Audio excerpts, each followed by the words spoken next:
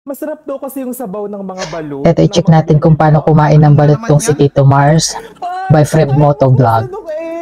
Ay, ayaw mabuksan yung egg. O, ginam nilit Masarap daw kasi ng balut ng mga baby Oh duck. my gosh! Open na yung shell! Oh my gosh, open na yung shell. Litakin mo na.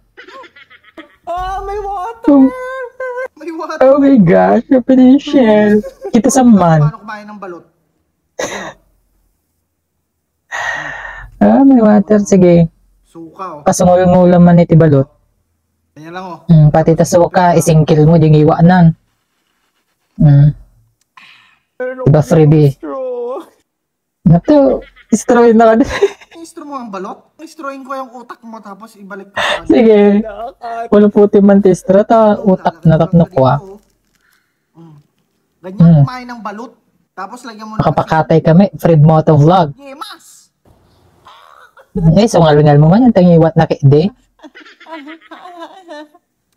Puto sa ngom. Ayan, oh. Kasta, hamo ko tsaranan. Kamilim sam isaw-saw suka, sam tukanin. Di ba? Hamo kastoy. Tapos, Pakatay. tal mo naman. Stren na ka nun.